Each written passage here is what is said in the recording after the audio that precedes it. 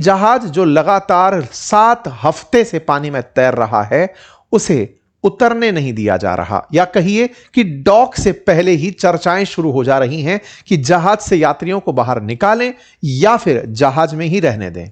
ऐसा मैं क्यों कह रहा हूं? क्यों फिर चर्चा एक ऐसे जहाज की होने लगती है जिसे ब्लैक शिप के नाम से या डेथ शिप के नाम से जाना जाता है? आज के सेशन में चूहों के कारण जहां दुनिया की करोड़ों लोगों की जान लेने वाली बीमारी प्लेग आई थी, वैसे ही एक बीमारी हंता वायरस लोगों को हंट कर रही है, डरा रही है। आइए आज के सेशन में जिक्र करते हैं हंता वायरस का, क्योंकि ऐसी सूचनाएं हैं कि बीच में जहाज के अंदर से जब यात्रियों को, एक यात्री जो संक्रमित था उसे निकाला गया, तो उसके साथ जो यात्री ट्रैवल किए हवाई जहाज में बैठकर, उनको भी अब WHO ट्रेस कराना चाहता है कि कहीं दुनिया के लिए यह कोई बहुत बड़ा संकट तो नहीं बन जाएगा। हंता वायरस क्या है? कहां पहली बार इसको डायग्नोस किया गया था? कहां इसको ट्रेस किया गया था? क्या इसका अभी तक कोई इलाज उपलब्ध है या नहीं? और इसको देखते ही लोग भयभीत क्यों हो रहे हैं? आज के सेशन में जिक्र करेंगे एक जहाज, उसकी यात्रा और उससे जुड़े हुए एक ऐसे प्रसंग का जिसने दुनिया को लंबे समय तक डरा कर रखा। कहते हैं कि एक ऐसा दौर था जहां चूहों के द्वारा जनित बीमारी ने इंसानी सभ्यता को बहुत बड़ा नुकसान पहुंचाया। वैसे ही चूहों जनित यह बीमारी हंता वायरस आज दुनिया को फिर से डरा रही है। WHO के द्वारा, स्वास्थ्य विभाग के द्वारा पूरी तरह से इसकी मॉनिटरिंग की जा रही है। पहले 6 लोगों के बीमार होने की खबर थी, अभी जब आप इस सेशन को सुन रहे हैं तो 7 लोगों के बीमार होने की खबर थी। अभी अप टू डेट, बस मैंने स्लाइड नहीं लगाई है, 8 लोगों के बीमार होने की खबर WHO दे चुका है। एक जहाज जिसमें 147 पैसेंजर बैठे हुए हैं। 1 अप्रैल को इस जहाज ने पानी में तैरना शुरू किया था। टेक्निकली ये 20 मार्च से पानी में है। 20 मार्च से फिर ये 1 अप्रैल को फिर एक स्टैंड से आगे निकला, और वहां से जब चलना शुरू किया तो इस जहाज के अंदर अब तक 8 लोग बीमार हो चुके हैं। उनमें से 4 लोगों के मरने की खबर आ चुकी है। क्रूज जहाज है। अच्छा, क्रूज जहाज है, इसका नाम है MV हॉन्डियस। ये MV हॉन्डियस नाम का जो जहाज है ये एक्सपीडिशन के लिए जाता है। एक्सपीडिशन का मतलब है कि उन जगहों पर लेकर जाना जहां पर जनता सामान्यतया नहीं जाती, कुछ नया करना जैसा होता है ना वैसे। तो दक्षिण में यदि अपन जाते हैं तो इंडियन ओशन का दक्षिण हो या अटलांटिक ओशन का दक्षिण हो, अंटार्कटिका नाम से प्रायद्वीप है। तो जो अंटार्कटिका है वो दक्षिण अमेरिका के सबसे दक्षिण में, जहां अर्जेंटीना है, वहां से अंटार्कटिका का एक्सपीडिशन कराया जाता है कि भाई यहां तक आप आ गए, अब चलो अंटार्कटिका भी हो आओ। तो जहां पर इंसान नहीं है वहां पर ऐसे जहाज लोगों को ले जाकर के उन जगहों को दिखाकर लाते हैं कि देखो साहब ये अंटार्कटिका है। ऐसे ही ये जहाज जो है ये नीदरलैंड का है। इसकी एक कंपनी है जिसका नाम है MV हॉन्डियस। ये एक्सपीडिशन क्रूज चलाती है जिसमें बहुत से लोगों को यात्राएं कराई जाती हैं महीनों महीनों तक बिठा करके। इसमें बढ़िया रहने खाने की व्यवस्था, खेलने कूदने की व्यवस्था, पूरा भोजन पानी इत्यादि सब होता है इन जहाजों के अंदर। ये महीनों तक ट्रैवल करते हैं। इनकी जो मतलब फीस है पर यात्री वो 5.5 लाख रुपए से लेकर 25 लाख रुपए महीने मतलब पर सीट तक होती है। मतलब ये लंबे समय तक पानी में तैरते रहते हैं। ये लगातार 7 हफ्ते से चल रहा है और ये 20 मार्च को अर्जेंटीना के उशुआइया नामक जगह से चला था। अर्जेंटीना के दक्षिण में, बिल्कुल आप देखें तो इसके दक्षिण में ही अंटार्कटिका है। तो ये उशुआइया नामक जो जगह है, यहां से मतलब उशुआइया से अंटार्कटिका शुरू हो गया, यूं समझ लो। बस आपने रास्ता क्रॉस किया, सामने अंटार्कटिका है, ठीक है। तो उशुआइया से ये चलना शुरू हुआ था 20 मार्च के दिन। तो 20 मार्च को वहां से रवाना हुआ और उसके बाद से ये 7 हफ्ते से चल ही रहा है जहाज, ठीक है।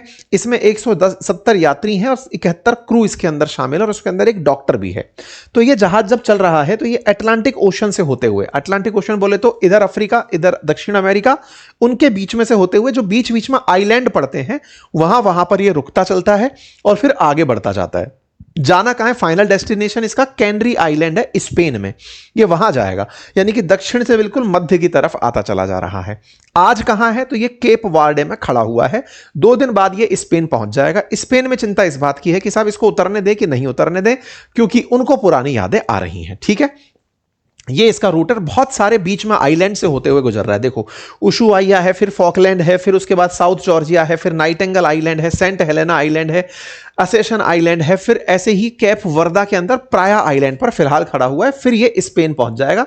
स्पेन इसको पहुंचना है। तो ये जो बीच में, यानी कि आपको ये अटलांटिक ओशन जो एकदम पानी से बिल्कुल हरा दिखाई दे रहा है, नीला दिखाई दे रहा है, इसके बीच में बहुत से आइलैंड्स हैं, वहां से होते हुए ये गुजरकर यहां पर पहुंचता है। ठीक है साहब। इसकी यात्रा का वृतांत ऐसे है कि दक्षिण अर्जेंटीना से जब इसने यात्रा शुरू करी तो एक डच व्यक्ति था जिसको कि बुखार की शिकायत हुई, हल्का सर दर्द हुआ, उसको लूज मोशंस हुए। 11 अप्रैल को जहाज पर ही उसकी मौत हो जाती है। यह बात WHO की रिपोर्ट में बाहर निकल कर आती है।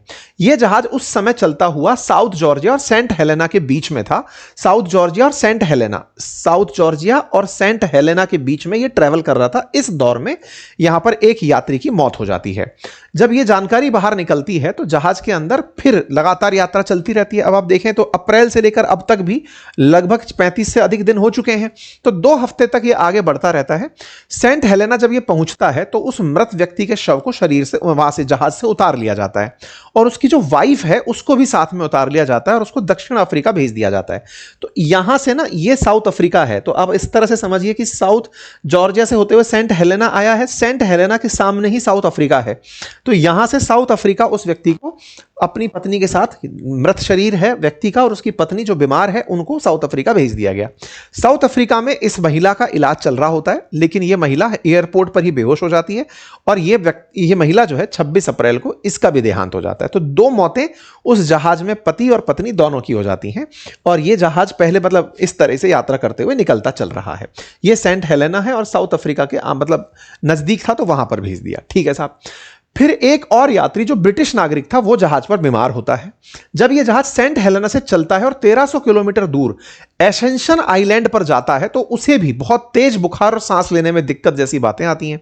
27 अप्रैल को उसे भी वहां से निकालकर दक्षिण अफ्रीका भेज दिया जाता है कि चलो भाई आपको भी आईसीयू में भर्ती कराते हैं। जैसे ही उसे भर्ती कराया जाता है तो साहब उसकी भी मौत हो जाती है। चर्चा है कि तीसरी मौत एक जर्मन महिला की होती है और उसको मतलब गंतव्य तक ले जाया जाता है। केप वर्दे जो आगे चलकर है वहां पर उसको सेम फीचर यहां पर पता चलता है। तो देखो, सबसे पहले ये चलना शुरू हुआ, पहला व्यक्ति मरा 11 अप्रैल के आसपास, उसके बाद में 26-27 अप्रैल के आसपास सेकंड व्यक्ति को अस्पताल में भर्ती कराया गया, उसकी पत्नी है उसकी मौत हो जाती है।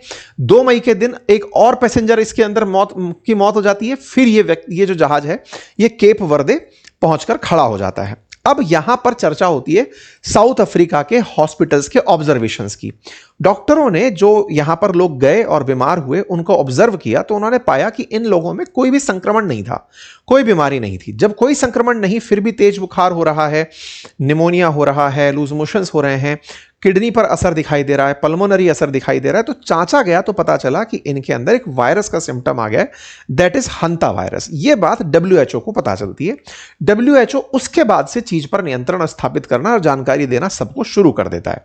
WHO वर्ल्ड हेल्थ ऑर्गेनाइजेशन, जिसमें डच व्यक्ति और उसकी पत्नी की मौत का मामला, ये सारे मामले अपने संज्ञान में लेता है। ब्रिटिश नागरिक की मौत का अभी कोई पुष्टि इसके अंदर अभी नहीं है। ठीक है साहब। अब WHO का मानना है कि ये जो वायरस है जिसकी वजह से ये हो रहा है, ये असल में दक्षिण अमेरिका में पाया जाने वाला एक खास वायरस है, एंडीज वायरस, जो अर्जेंटीना और चिली के अंदर प्रेजेंट था और वो हस्बैंड वाइफ जो अर्जेंटीना से ही चढ़े थे उनके अंदर ये वायरस पहले से था और वो लेकर के इस जहाज पर उसे चढ़े थे और उनकी मौत हो गई साहब। अच्छा, अब ये बात कितनी बड़ी है? आप और हम केवल जहाज की यात्रा तक ही सीमित हैं कि इसमें कोई इशू भी है? क्योंकि इसमें जो लोग प्रेजेंट हैं वो काफी सारे लोग यूरोपियंस भी हैं। ऐसे में ब्रिटिश प्रधानमंत्री का ये बयान आपको इस मामले की गहराई बता सकता है, जिसमें वो खुद अपने ट्वीट पर यह जानकारी देते हैं कि MV होंडियस जहाज पर जो लोग सवार हैं उनके साथ मेरी सांत्वनाएं हैं, संवेदनाएं हैं, मेरी सोच उनके साथ है। ये अपनी तरफ से बोलते हैं कि हम अपने इंटरनेशनल पार्टनर्स के साथ संपर्क में हैं कि जो ब्रिटिश नागरिक उस जहाज पर सवार हैं उनका ख्याल कैसे रखा जा सके। साथ ही साथ the risk of wider public remain very low, protecting the British people in our number और प्रायोरिटी। तो इन्होंने अपने लोगों को बचाने के लिए ये वाली बात कही कि मैं अपने लोगों को इस जहाज में जो फंसे हुए हैं उनको निकालने की बात करूंगा। तो अब बड़ा सवाल क्या बना वायरस की गंभीरता WHO के इन्वॉल्व होने से पता चली, एक देश के प्रधानमंत्री का अपने लोगों की चिंता के लिए समझ में आया, और जो लोग धीरे धीरे लगातार नंबर बढ़ते चले जा रहे हैं उससे चिंता बढ़ने लगी। घबराने की जरूरत नहीं है, इंडिया के अंदर अभी तक इसके बारे में कोई रिपोर्ट नहीं है। कोरोना वायरस संक्रमण से फैलता था, संक्रमण जो होता था उसका वो सांस से, थूक से, इन सब से होता था। इसके बारे में ऐसा कुछ रिपोर्ट नहीं है, रॉडेंट्स की बातें हैं। निश्चित ही WHO की गाइडलाइंस दुनिया भर के देश फॉलो करेंगे, ठीक है। तो उम्मीद है कि आप सभी साथी इस सूचना को सुनेंगे, समझेंगे, आप अपनी राय कमेंट बॉक्स में लिखेंगे, और हाँ, चैनल पर नए हैं तो सब्सक्राइब कर लीजिए ताकि भविष्य में कोई और सूचनाएं आप तक पहुंचे तो हम उनको तुरंत आप तक पहुंचा पाएं। धन्यवाद।